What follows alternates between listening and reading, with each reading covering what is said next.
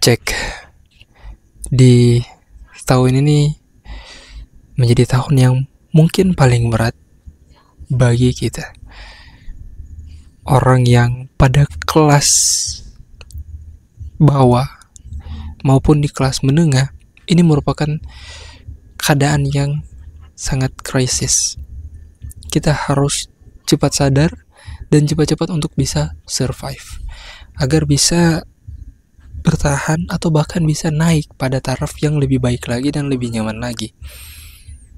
Ya, itu bukan sebuah keinginan, tetapi itu bisa menjadi salah satu hal yang membuat diri kita, lingkungan kita bisa terbantukan, bisa lebih berkembang lagi.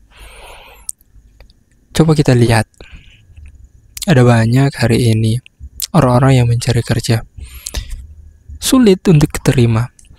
Dari 100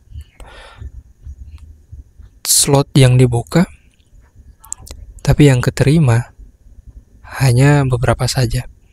Ribuan yang masuk. Demand and supply-nya lebih banyak, supply-nya bukan demand-nya. Maka kita di sini sama-sama survive sebagai orang yang berada di kelas yang menengah, atau kamu yang berada di kelas yang bawah. Entah, gue nggak tahu sih lo itu berada di kelas yang mana. Tapi ya, di video kali ini kita akan bakalan bareng-bareng bersama untuk bisa survive di tahun yang, ya kalau mau dikata, banyak tantangannya dan banyak rintangannya. Di sini gue mendapati beberapa hal yang penting untuk kita ketahui dan sadari untuk bisa melewati, ya seminimalnya menurut gue ya, lo berada pada taraf yang udah nyaman, udah nggak kesusahan cari nafkah atau mencari makanan, ataupun setidaknya pola pikir lo tuh makin membaik dan ketahanan lo, mental lo makin membaik. So, kenalin, gue Bro Rian. Di channel ini gue sering membahas mengenai tentang antusias financial plan, mindset, dan produktivitas. So, sebelumnya jangan lupa untuk mensubscribe untuk mendapatkan video-video menarik gue lainnya. Mari kita mulai. Tentunya di tahun ini kita sudah melihat berita-berita buruk yang mengkhawatirkan bagi diri kita. Lo yang berada di dunia pekerjaan, atau lo yang saat ini sedang mempersiapkan untuk masuk dalam dunia kerja, pasti khawatir. Ya, bisa-bisa lo itu menjadi seorang generasi sandwich mungkin, atau lebih parahnya lagi. Ya, maka dari itu penting untuk kita survive, penting untuk kita tingkatkan apa saja di tahun ini agar kita lebih baik lagi di tahun-tahun yang selanjutnya. Maka gue mau kasih beberapa tips, dan sama-sama kita sih di sini belajar. Gue juga sedang belajar untuk bisa lebih baik lagi dalam keadaan baik finansial maupun dalam pemikiran dan pengembangan diri gue.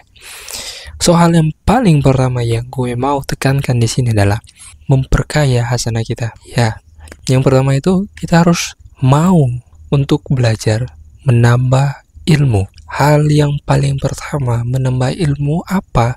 Ya menurut gue ya, soal bagaimana cara kelola keuangan kita. Ilmu mengenai tentang keuangan. Ketika kita telah mendapatkan income, maka kita harus memplankan uang ini mau ditaruh kemana dan untuk apa. Agar apa? Gue mendapati sebuah perhitungan ketika kita sudah tidak bekerja lagi, maka kita bisa mendapati hasil dari pekerjaan kita, dari investasi. Kalau gue mendapati dari salah satu bukunya Robert Kiyosaki, keuangan kita itu kan untuk mencapai kekayaan, agar hidup kita lebih nyaman lagi, ada 4 cara kan, baik itu dari sebagai karyawan, self-employed, business owner, dan menjadi seorang investor. Di taraf yang paling tertinggi itulah taraf menjadi seorang investor.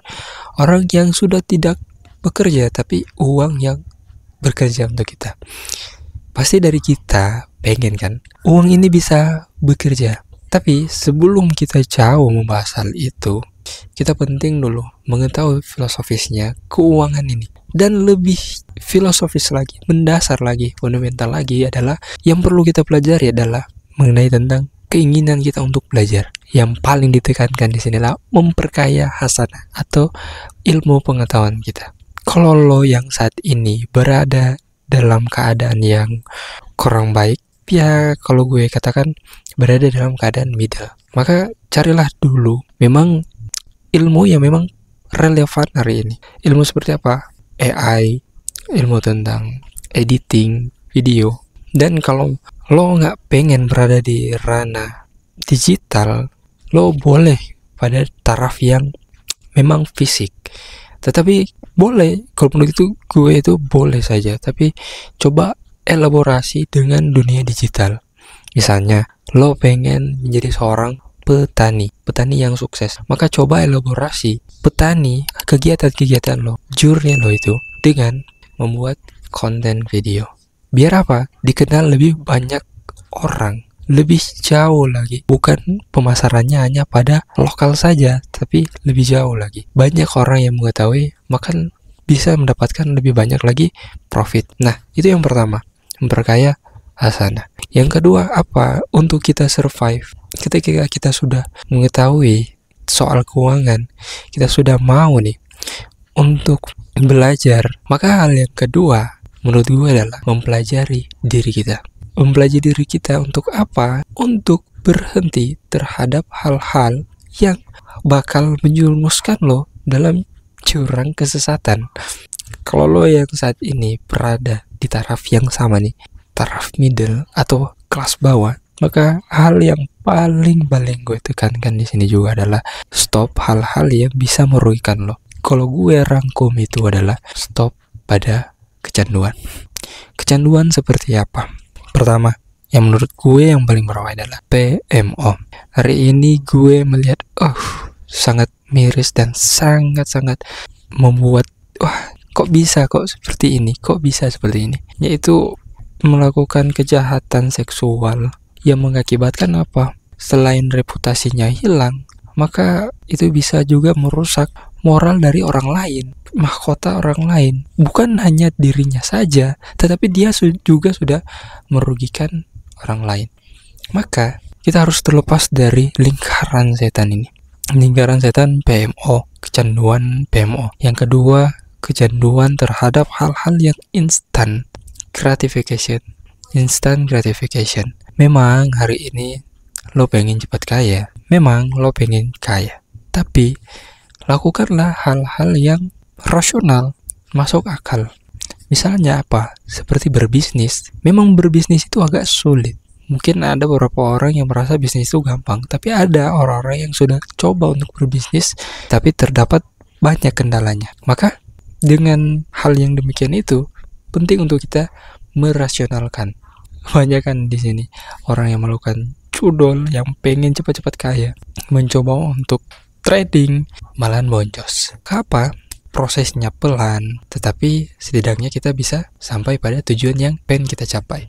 Itu merupakan hal yang sangat rasional, walaupun berjalannya pelan. Kalau lo pengen hal itu cepat-cepat lo dapati, maka pertama tadi yang gue katakan, untuk memperkaya hasanah lo, memperluas daya pikir, memperluas wawasan kita. Itu yang kedua. Nah, hal yang ketiga yaitu mulailah untuk take action pembelajaran yang telah kita pelajari. Nah, kebanyakan dari kita kan udah belajar ini, belajar itu, ikuti webinar ini, ikuti pelatihan ini, tetapi tidak action juga. Maka untuk survive di tahun ini, maka sembari dari pembelajaran kita, penting untuk kita melakukan yang telah kita pelajari. Tentu, untuk apa? Menambah jam terbang kita. Untuk apa? trial and error. Kalau kita hanya kebanyakan belajar, contohnya kalau misalnya hari ini lo kepengen nih menjadi seorang YouTuber atau menjadi seorang yang hebat dalam dunia content creator atau dalam dunia digital marketer. Kalau lo hanya sekedar belajar saja tanpa take action, trial and error, maka hal itu bakalan sulit juga. Dan memang seperti itu. Kalau kita hanya belajar saja, kita tidak akan pernah tahu dari hasil pembelajaran kita. Kalau kita tidak coba, kita nggak akan tahu nih, ini efektif nggak apa yang kita pelajari, ini sudah cocok nggak apa yang kita pelajari.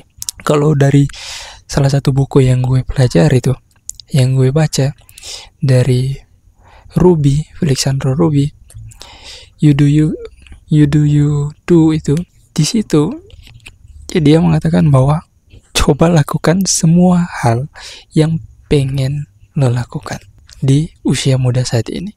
Survive, lakukan semua. Jangan sampai kita di akhir nanti, di akhir tua, di umur yang tua nanti, kita bakalan menyesal.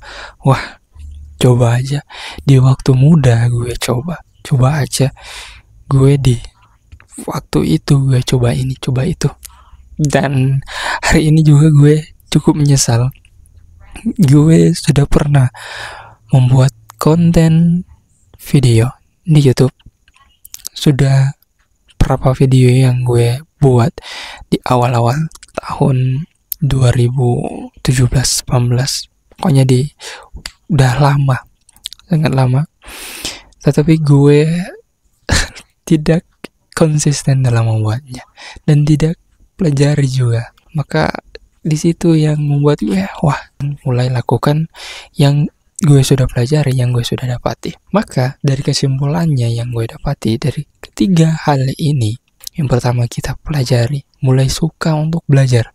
Dimulai dari belajar apa? Mulai belajar dari keuangan. Kalau memang kita pengen untuk memperbaiki keuangan kita, survive di tahun ini kan menyangkut soal ekonomi, maka mulai saja dengan keuangan, budgeting, mengalokasikan uang itu mau taruh kemana, mau dikemanakan.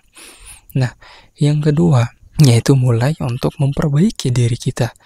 Memperbaiki diri kita untuk apa? Untuk berhenti terhadap hal-hal yang pasti itu akan terulang-ulang atau masuk dalam lingkaran setan.